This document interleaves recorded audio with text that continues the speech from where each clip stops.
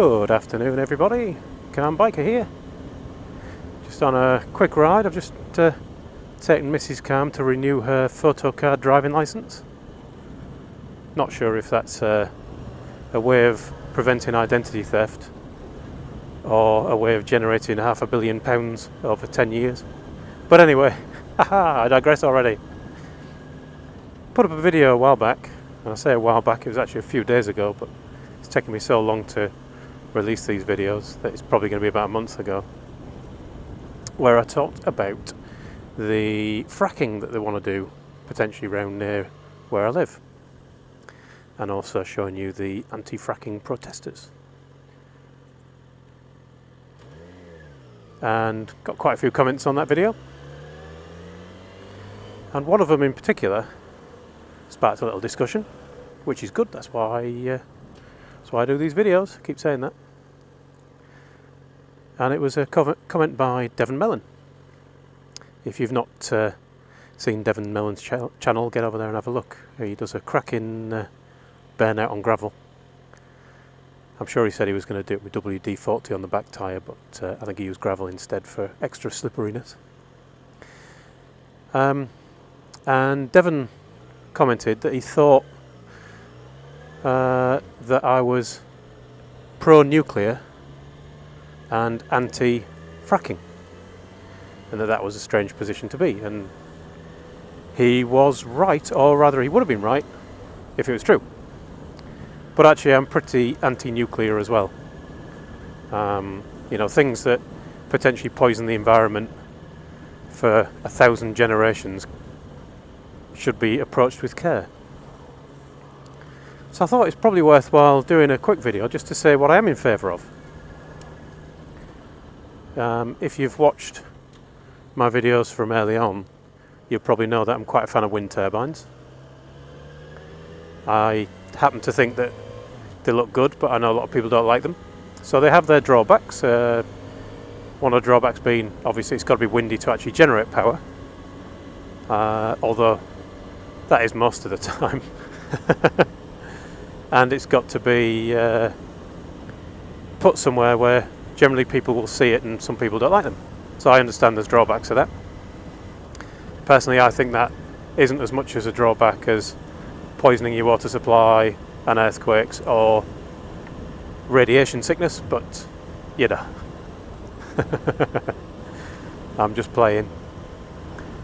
I'm also a big fan of solar. Now, solar is improving, and I'm sure it'll continue to improve. And you can get quite a bit of power out of solar. It suffers from the same problems though, that it tends to be low voltage, so it's hard to transmit it any great distance. But it's great for sticking it on your house, as are small wind turbines. And solar doesn't have many drawbacks really. One of the drawbacks is it can actually look quite ugly. There's a house near where I live that's got about 15 solar panels on it, and it really has spoiled the look, but needs must. And again, it's better than nuclear fallout and tap water you can set fire to. But again, it has its drawbacks. The sun has to be shining, at least a bit. Although they have been talking about solar panels that work off heat energy that work in both directions, and they were saying about the potential of putting panels on your roof that would actually generate electricity from the heat that's escaping out of your loft if your insulation's not so good. But I'm in favour of that one as well. I'm sounding like a right hippie now. My next one on the list isn't quite my favourite, but it's a good one, and that's biomass. Now again, there are problems with biomass, but there's one particular type of biomass that I like, and that's the power stations that are fueled by wood. But you have to approach it in the right way. You can't just go and start chopping down forests. But what some power stations do, the wood-fueled ones, and they work essentially like coal and gas-fueled ones, with turbines and whatnot, and boiling water. But what they do is they plant quite a large forest, they section that forest off, and they plant it only with very fast-growing trees. So it might take a year for a tree to reach the point at which it's viable for fuel. So what you do is you work around the circle around your power station, chopping down a segment of trees and burning it. And the benefit of that one is it's carbon neutral. So the carbon that you release by burning the trees obviously produces carbon dioxide, but the act of growing the trees soaks up carbon dioxide and fixes that carbon back in the wood. So it ends up being a cycle that actually adds no carbon overall to the atmosphere. We'll leave whether carbon dioxide is causing global warming or not for another day. I've already talked about that one before, and the potential that it is or it isn't. But whether it is or not, at least it's neutral, so that's quite a good thing. It has the problem that it generates soot, but then again, so does burning coal and gas and what have you. But this leads me on to my absolute favourite. My absolute favourite is water power. And I don't mean water mills. As beautiful as they look, I'd love a water mill. I'd love to live near a stream and have a water mill on the side of the house. Just because it's pretty. But I'm talking more about wave power and tidal power.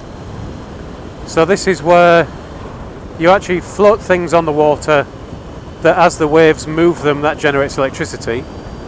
Or you put turbines under the water, so as the tide goes in and goes out again, it spins the turbines, much like it would a wind turbine.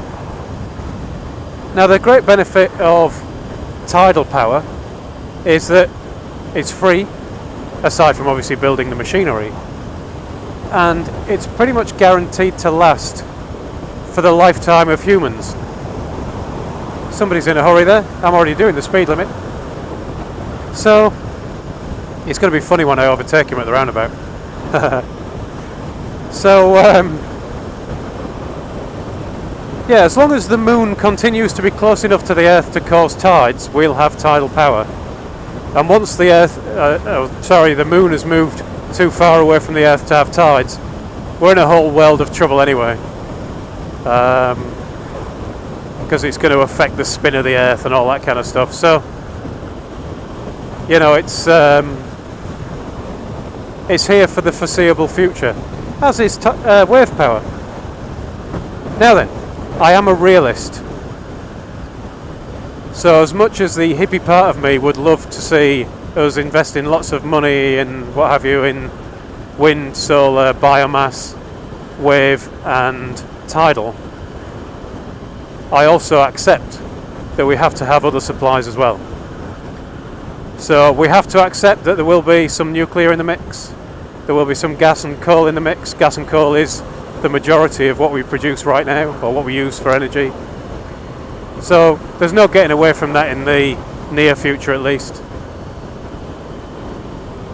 So we have to be realistic about it. However, that doesn't change my mind that the more I read about fracking, the less in favour of it I am, or rather the more against it I am. Because it's dirty, it's polluting, it's got a history of failures, errors, illnesses around it, including cancers and all sorts of poisonings, ruination of drinking water, earthquakes. So I'm still against that one. I would rather we thought about... Nice, well done. I would rather we thought about reopening the pits and saying sod you to the EU about burning coal for a bit. After all, we only generate a tiny percentage of the world's carbon anyway, and if China's opening a new coal-powered fire station every fortnight, it doesn't really make much difference to us whether we burn our own coal or not. Anyway, just a little fact on that one. I was looking that up after the fracking video, after I started doing my research, and I was quite surprised to read that we burn about 60 million or 60 billion tonnes of coal a year, and 5/6 of that we import, despite being sat on pits. Don't know what that's all about. Anyway, I've waffled on long enough and might not have been able to hear half of it doing it 60 miles an hour. That'll be a test for the microphone, won't it? But I shall thank you all for watching. Ride safe, and I'll talk to you all again soon.